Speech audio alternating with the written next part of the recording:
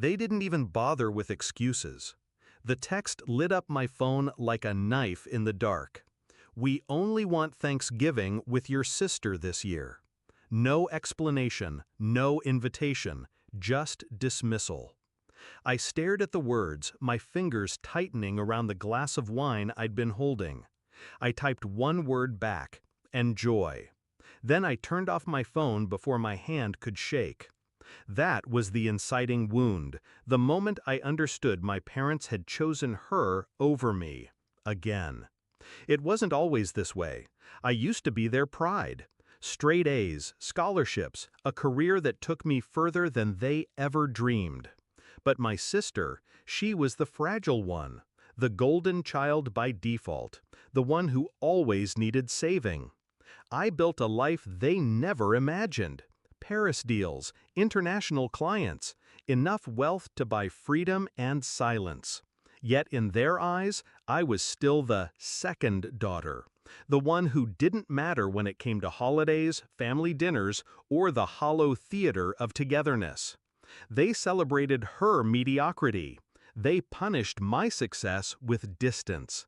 And this year, with one text, they declared it openly. It wasn't just Thanksgiving. That text pulled loose a thread. I began replaying every moment, every birthday I wasn't invited to, every family gathering I was an afterthought in. Photos sent to the family chat, my sister smiling at dinners I didn't even know were happening. Excuses about keeping it small, yet somehow my chair was always the one missing. I wasn't blind. I just refused to believe my own parents could cut me out with such precision. But they had, and they thought I'd swallow it quietly. I didn't cry, I didn't beg. I planned. Revenge isn't about rage, it's about symmetry.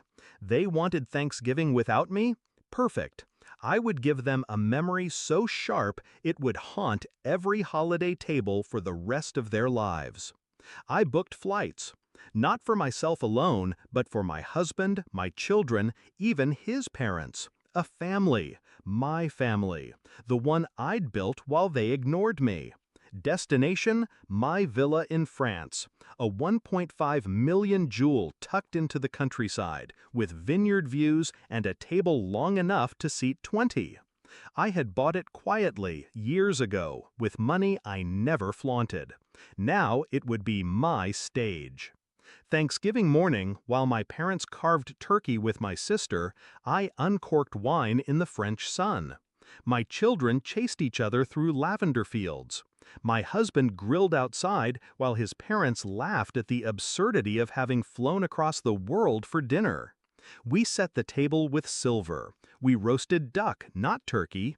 We poured champagne, not cider. And as the golden light faded, I lifted my phone. One photo, just one. Our family, whole, vibrant, joyful, seated in front of the feast. My caption was simple: grateful. Santé from our villa. I hit send to the family group chat. Silence followed. Then an explosion. First, my sister. "What? Where are you?" Then my mother. "You bought a villa? Why didn't you tell us? Why weren't we invited?" I let their fury pour in. I didn't reply. Not yet. The next message came from my father. "You think you're better than us? Flaunting money? Family isn't about this." I almost laughed. Family. They had defined that word without me for years, and now they choked on it. Finally, I replied, "You made it clear who you wanted at your table. I only honored your wish. Enjoy." That was it. The knife slid clean. They never recovered from that dinner. Every holiday since, there's tension in the air. They can't unsee the photo. They can't forgive themselves for underestimating me. My silence at their outrage was louder than any scream could have been. I didn't need to argue. I didn't need to beg for a seat at their table. I built my own. Bigger, brighter, unshakable. And here's the truth that still tastes sweet. I didn't exile myself from them. They exiled themselves from me.